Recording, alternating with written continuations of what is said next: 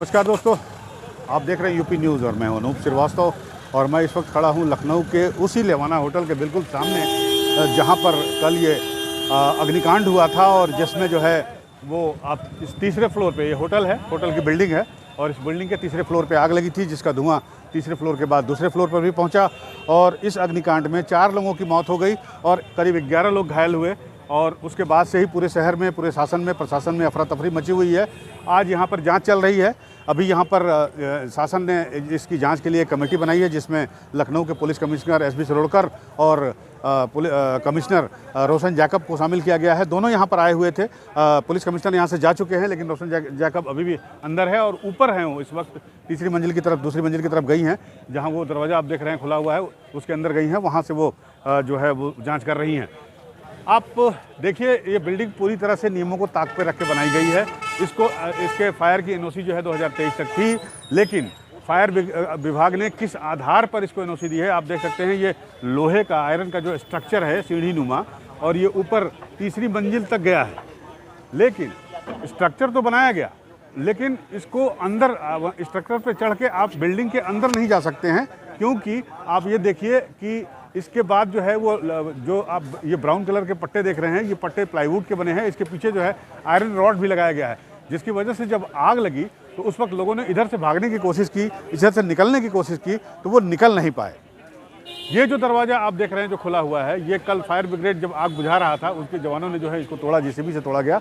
और उसके बाद जो है ये स्ट्रक्चर आप निकलने का स्ट्रक्चर आप देख रहे हैं, जिसके थ्रू आ जा रहे हैं। अदरवाइज ये लोहे का पूरा स्ट्रक्चर जो है वो बिल्कुल बेकार था, किसी काम का नहीं था। और बावजूद इसके इस बिल्डिंग को फायर की एनओसी 2023 तक दे दी गई। इसके अलावा इसका नक्शा भी पास नहीं है। इसका नक्शा भी जैसा कि एलडीए विभाग ने ये जारी किया है, और एलडीए विभाग ही या उसके कर्मचारियों की मिलीभगत आप कह सकते हैं कि वजह से जो है ये होटल बना और चल रहा था।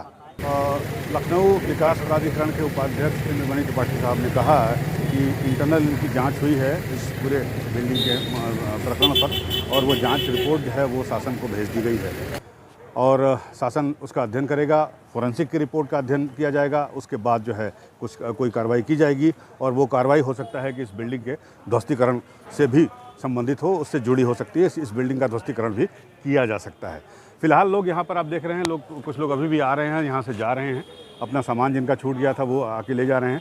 और इसी सिलसिले में हमने एक झारखंड से आए हुए व्यक्ति से बात की, जो यहाँ पर रुके हुए थे उस वक्त जब होटल में आग लगी थी। आप देखिए वो क्या कह रहे हैं। भैया आप कब आए थे यहाँ पे रहने, क्या नाम है आपका? सैटरडे आया था। किस नाम है? किस समय, किस रूम में रुके थे, कब आपको आप तक जानकारी हुई थी?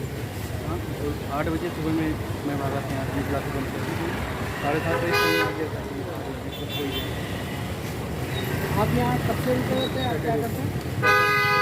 डॉक्टर हैं। यहाँ किसी काम से आए हुए थे आप? वहाँ पर भी काम करते हैं।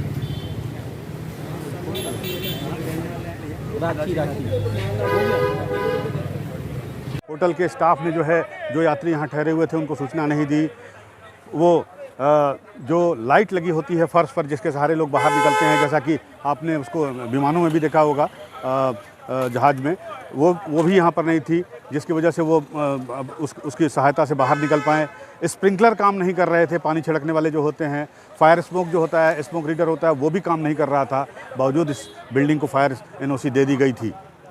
इसी से आप समझ सकते हैं कि कितना बड़ा नेक्सस होगा ये जो संबंधित विभाग के अधिकारी या कर्मचारी हैं और ये जो बिल्डर हैं।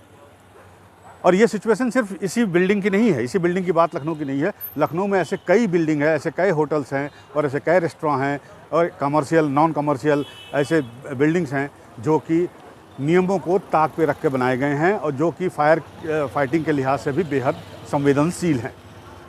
एलडीए इसकी खुद लिस्ट बना रहा है, और जाहिर सी बात है जब लिस्ट सामने आएगी तब पता चल पाएगा कि ऐसे नंबर ऑफ़ बिल्डिंग्स कितने हैं इल्लीगल जिनको कहा जा सकता है।